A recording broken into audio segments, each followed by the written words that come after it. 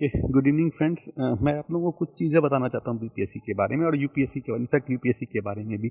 UPSC हो या BPSC, यहाँ पे जो सिलेक्शन होता है वो बहुत सारे फैक्टर्स पे डिपेंड करते हैं, स्पेशली जो आपका टॉप रैंक आता है। पहली चीज़ कि आपका ऑप्शनल क्या है। कई बार ऐसा होता है कि हम जो ऑप्शनल्स लेते हैं वो बूम कर जाता है, उस कारण से हमारा रिजल्ट क्या होता है, बहुत अच्छा हो जाता है। जैसे कि इस साल इकोनॉमिक्स का रिजल्ट बहुत अच्छा था, तो इस बार जैसे टॉप 30 में 5-6 लोगों को मैं इकोनॉमिक्स से देख रहा हूँ। लास्ट ईयर ज्योग्राफी और हिंदी के बहुत अच्छे रिजल्ट्स थे, तो टॉप में बहुत सारे ज्योग्राफी और हिंदी लिटरेचर के लड़के थे। उससे पिछले साल 48वीं 52वीं में एंथ्रो का बहुत अच्छा रिजल्ट था, तो एंथ्रो से बहुत लोगों ने टॉप किया था। तो आपके सक्सेस में एक कुछ जो एक्स्ट्रा फैक्टर जो आपके कंट्रोल में नहीं है वो है आपका ऑप्शनल। कई बार आपका ऑप्शनल अच्छा कर जाता है तो आप रैंक पा जाते हैं, कई बार आपका ऑप्शनल अच्छा नहीं करता है तो आप रैंक में नहीं पाते हैं। जैसा कि सर मैं देख रहा हूँ लोगों का एलएसडब्ल्यू में बहुत कम मार्क्स हैं, तो बहुत सारे एलएसडब्ल्यू में जो जेन्युइन कैंडिडेट थे वो भी बाहर चले गए। तो ऐसा कुछ नहीं है कि जो कर लिया वो बहुत इंटेलिजेंट है, जिसने नहीं किया वो बहुत कमज़ोर है। सब इक्वली होते हैं, थोड़ा बहुत फैक्टर्स होता है जिस कारण से कोई टॉप कर जाता है, कोई रह जाता है। तो लेकिन इसके अलावा कुछ चीज़ें हैं जो हमारे बस में होती है, जिसको हम अच्छा कर सकते हैं। उन चीज़ों को हमें अच्छा कर लेना चाहिए, तो उससे आपका सिलेक्शन कम से कम इंश्योर्ड हो ही जाएगा, आपके रैंक आए या नहीं आए। जैसे कि मैंने 3 बीपीएससी की एग्जाम्स दी।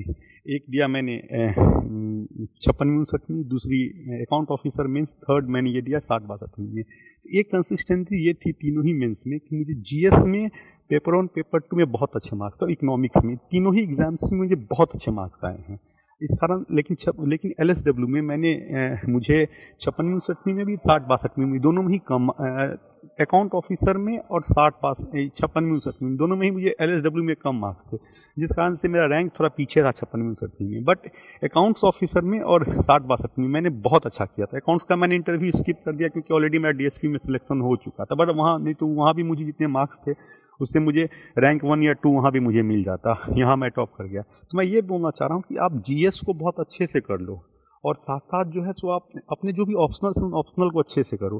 कई बार ऑप्शनल बूम करता है, कई बार नहीं करता है। अगर बूम नहीं भी करेगा ऑप्शनल, अगर आप उस सब्जेक्ट के टॉपर हैं तो आपका सिलेक्शन होने के चांसेस बहुत ही हाई होते हैं।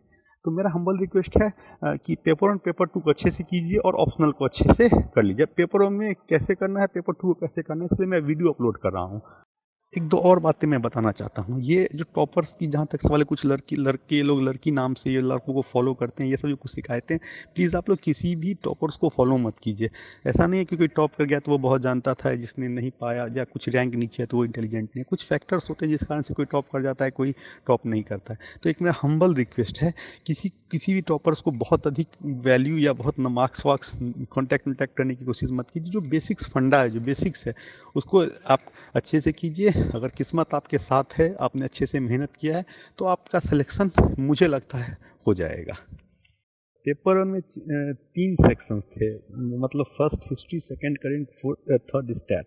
तो मेरा एक स्ट्रैटेजी जो मैं बार बार सबको बोलता हूँ कि आप लोग स्टैट को अच्छे से करो। 56वीं 59वीं में मैंने स्टैट सीधा एग्जाम में जाके बनाया था, उस कारण से ये हुए कि मुझे 1 घंटा 10 मिनट लग गया स्टैट बनाने में, और दूसरे क्वेश्चंस में मेरा क्वालिटी कॉम्प्रोमाइज हो गया आंसर्स लिखने में। उन चीज़ों को दूर करने के लिए मैंने क्या किया, 60-62 मैंने अपनी स्ट्रैटेजी सही की, मैंने स्टैट्स का बहुत सारा प्रैक्टिस किया। उस कारण से क्या हो गया कि मैं एग्जामिनेशन हॉल में जस्ट 40 मिनट में ही मैंने 2 स्टैट्स के क्वेश्चन बना दिए। उस कारण से जो मुझे टाइम बच गया उसको मैंने हिस्ट्री और करंट पे यूज़ किया। एक चीज़ और, हिस्ट्री में एकदम से कन्वेंशनल क्वेश्चन पूछता है, हिस्ट्री को एकदम से जो भी जितने भी 15-20 क्वेश्चन बनते हैं सारे के आंसर्स लिख लें, अपनी खुद से मॉडल आंसर तैयार करें, उन आंसर्स को बहुत बार लिखें, जितनी बार लिख सकते हैं उतनी बार लिखें, क्योंकि जितनी बार आप लिखिएगा शब्दों का चयन आपका अच्छा होता चला जाएगा, आंसर्स बहुत ही अच्छा होगा। पेपर 1 में हिस्ट्री में डायग्राम बनाने की कोशिश की, जैसे मैंने इस बार मैंने मौर्य वाले क्वेश्चन, मैंने एक डूम का फिगर बना दिया था, मैंने एक पिलर का फिगर बना दिया था। तो उससे क्या होते हैं, आपके आंसर्स कुछ अच्छे हो जाते हैं और टीचर को भी कुछ मार्क्स देने में आसानी होती होगी। तो हिस्ट्री बहुत आसान है, कन्वेंशनल है, हर साल पूछता है, उसको आप कहीं से भी नोट्स बना लें, बट अच्छा नोट्स बनाए, कहानी वानी मत लिखें और उसको तैयार कर लें। स्टैट तो आसान होता है, जिन्हें आता है उनके लिए बहुत आसान है, जिनको लिए नहीं आता उनके लिए सचमुच ये दिक्कत की बात है, बट वो प्रैक्टिस करें स्टैट को। रेस्ट बचा करंट बहुत डाइसी है।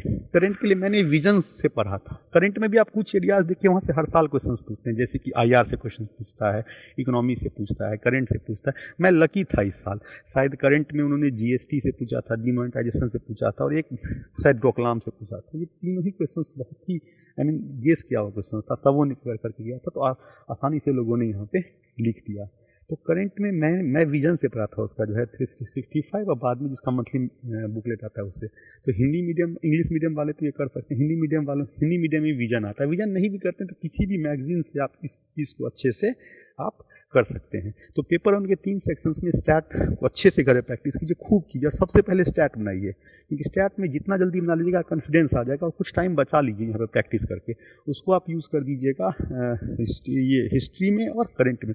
मैं बहुत सारे दोस्तों को जानता हूँ जिन्होंने स्टैट को लास्ट में बनाया, वो इंजीनियर्स थे अच्छे अच्छे कॉलेजेस के, लेकिन उनको बहुत लास्ट में दिक्कत होने लगा, उनकी कुछ कुछ क्वेश्चंस गलती होगी। तो मतलब रिक्वेस्ट करूँगा मैं अपने दोस्त इंजीनियरिंग फ्रेंड्स, इंजीनियर फ्रेंड्स हैं, प्लीज़ स्टैट का प्रैक्टिस करके जाएं घर से, और उसमें कुछ टाइम बचा के आप हिस्ट्री पे अच्छे से लिखें, क्योंकि हिस्ट्री एकदम से पता होता है क्वेश्चन, उसको एकदम से डाल दे, फुल स्टॉप कॉमा के साथ तक लिख सकते हैं तो लिख दें जो भी आपने मॉडल आंसर से लिख रखा है। और फिर बचा करंट को तो आप जितना एनालिसिस वाइज लिखिएगा, जितना डायमेंशंस में लिखिएगा, उतना आपके आंसर्स अच्छे होंगे और आपको मार्क्स आने के चांसेस अधिक होंगे। मेरे साथ एक जेन्युइन दिक्कत ये है कि मैं समूह की बहुत हेल्प करना चाहता हूँ, क्योंकि मैं बहुत ही मीडियोकर स्टूडेंट रहा हूँ और बहुत लोगों ने मुझे इस प्रोसेस में हेल्प किया। मैं लोगों की हेल्प करना चाहता हूँ, लेकिन मेरे साथ एक जेन्युइन समस्या है। मैं ट्रेनिंग एकेडमी राजगीर में हूँ, मेरे पास बहुत लेजर टाइम कम बचता है, और साथ साथ मैं खुद भी अभी यूपीएससी के लिए प्रिपेयर कर रहा हूँ या करता हूँ, तो टाइम कम रहता है। उसके बावजूद भी मैं कोशिश करूँगा कि जितनी भी मुझसे आपकी क्वेरीज बता सके मैं आपको बताऊँ, क्योंकि बीपीएससी मुझे लगता है मैंने अच्छे खासा मेहनत किया है पिछले 2 साल में। यूपीएससी मैंने ड्रॉप कर रखी थी और सिर्फ बीपीएससी पे खुद को फोकस कर रखा था, क्योंकि मुझे जॉब चाहिए था। तो मैं कोशिश करता हूँ मैं जितना हेल्प हो सके मैं आप लोगों को करूँगा। मैं आपको ये ऑप्शनल कैसे सेलेक्ट करें? देखिए, जो ग्रेजुएशन के स्टूडेंट हैं उनसे ये एक्सपेक्ट किया जाता है कि जो चीज़ उन्होंने ग्रेजुएशन में पढ़ा था या जिससे उन्होंने मास्टर्स कर रखा है, उन चीज़ों को वो ऑप्शनल रखें। जैसे मैंने ग्रेजुएशन का रखा है इकोनॉमिक्स से, एमए का रखा है इकोनॉमिक्स से, पीएचडी कर रहा था अन्य जॉब में आने से पहले। तो वो ऑप्शनल सब्जेक्ट, वो जो आपने ग्रेजुएशन में लिया था वो लेने से एक फ़ायदा ये होता है कि आपका जो उस वर्ड का वोकैबुलरी है वो आपको पता होता है, वो जो लैंग्वेज है उस सब्जेक्ट का वो आप सीख जाते हैं। जैसे इकोनॉमिक्स का मैं वोकैबुलरी ग्रेजुएशन टाइम में ही सीख गया था।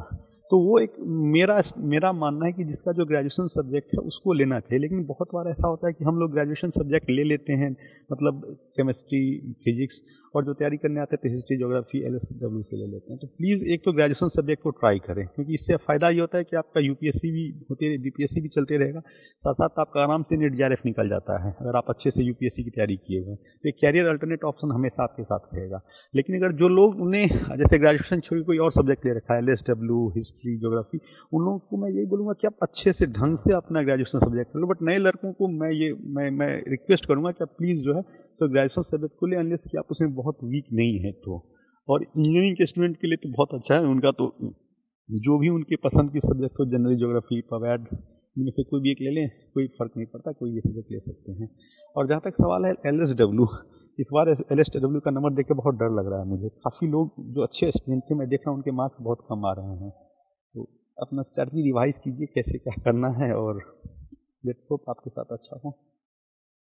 एक चीज़ और, ये जो मेंस में होता है आप लोग राइटिंग स्किल पे ज़्यादा फोकस कीजिए। आप कई बार हम लोग हमेशा सोचते रहते हैं हम अच्छा नहीं लिख पाते हैं, और इसी चक्कर में हम कभी प्रैक्टिस ही नहीं करते हैं लिखने का।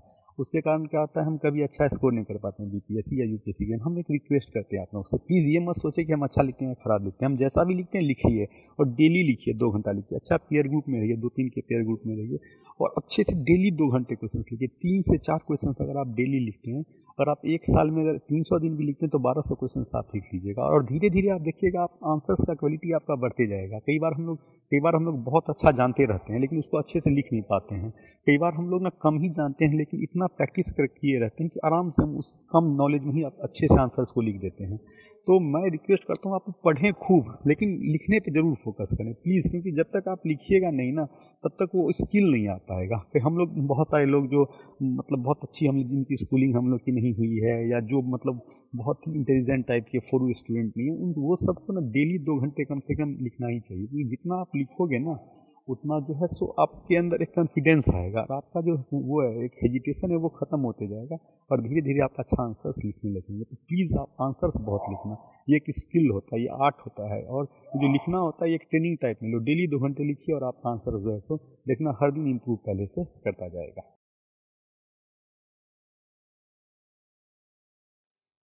यूपीएससी का प्रीवियस पेपर 2 और पेपर 3 का जो रेलेवेंट सेक्शंस है उससे उसका, और साथ साथ इनसाइट इंडिया से। मेरे लिए मेंस में सबसे टफेस्ट सेक्शन था साइंस टेक का, क्योंकि हम आर्ट्स बैकग्राउंड से थे और साइंस मेरे लिए बहुत मतलब टफ टाइप की चीज़ थी। तो इसलिए मैंने उसको ठीक करने के लिए क्या किया कि मैंने देखा कि साइंस टेक में हर साल जो है कोई क्वेश्चंस और ओवरऑल रिपीट करते हैं। तो मैंने 10-12 टेक्नोलॉजीज़ का मैंने एक नोट्स बना लिया था, 8-10 पेज के नोट्स थे। और उन नोट्स में मैंने क्या किया था, जितने भी इंपॉर्टेंट टेक्नोलॉजीज़ थे उसके जितने भी एस्पेक्ट्स हो सकते हैं सारे एस्पेक्ट्स का मैंने लिखा है। जैसे कि बायोटेक्नोलॉजी, उसका एग्रीकल्चर में क्या रोल है, हेल्थ में क्या रोल होता है, डिजास्टर मैनेजमेंट में क्या रोल है, जितने भी एरियाज हो सकते हैं उन एरियाज को मैंने कर लिया। ऐसे 10-12 टेक्नोलॉजीज मैंने कर लिए, और जो भी आंसर्स आते थे उन आंसर्स को मैं जो है सो उन नोट्स से लिखने की कोशिश करता था। और कई बार आप लिखते लिखते इतना अच्छा प्रैक्टिस हो जाता है ना कि आप थोड़ा सा नॉलेज से भी आप ढंग का आंसर्स लिख लेते हो। तो मेरे लिए सबसे टफ साइंस टेक था। कुछ टाइम दीजिए मुझे, मैं इस पे वीडियो बनाऊंगा, क्योंकि इकोनॉमिक्स ऑप्शनल के बहुत लोग हैं और मैं उसका डिटेल स्ट्रैटेजी पेपर 1 और पेपर 2 का मैं आपको बता दूंगा। मैं अभी एक्चुअली एकेडमी में हूँ और मैंने जो है बीपीएससी के सारे नोट्स मैंने अपने घर पे या कहीं रख रखा है, मुझे एग्जैक्ट याद नहीं है। मैं उसे एक्सेस करता हूँ और मैं बहुत जल्दी कोशिश करूँगा आप लोगों को अपलोड कर दूँ। हिंदू तो डेली पढ़ना चाहिए, या जो आप जो भी हिंदी न्यूज़पेपर वाले जो भी न्यूज़पेपर पढ़ते हैं, न्यूज़पेपर का कोई सब्सटीट्यूट नहीं, न्यूज़पेपर तो एकदम पढ़िए, उसमें भी एडिटोरियल, क्योंकि उससे आपका एक पर्सपेक्टिव आता है। और ये जो मंथली मैगजीन्स आते हैं उनसे आप जो है फैक्ट एक्यूमुलेट करते हैं, बट जो पर्सपेक्टिव आता है, एक जो वे ऑफ थिंकिंग आता है, वो आपको न्यूज़पेपर के आर्टिकल और ओपिनियन पढ़ने से आता है। एक्चुअली इकोनॉमिक्स का मेरा नोट्स मुझे मिल नहीं रहा है, मैं खुद ढूंढ रहा हूँ उससे।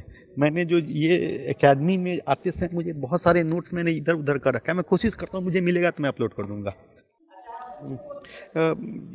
पहले मैंने जो है सो यूपीएससी के लिए मैंने विजन से की थी, और 2015 में मैंने सिनर्जी का टेस्ट सीरीज लिया था। बीपीएससी के लिए मैंने रिपब्लिका का टेस्ट सीरीज लिया था। तो आप या तो रिपब्लिका या आज तक किसी का भी जो भी आपको अच्छा लगे टेस्ट सीरीज लेके आप लिख लीजिए।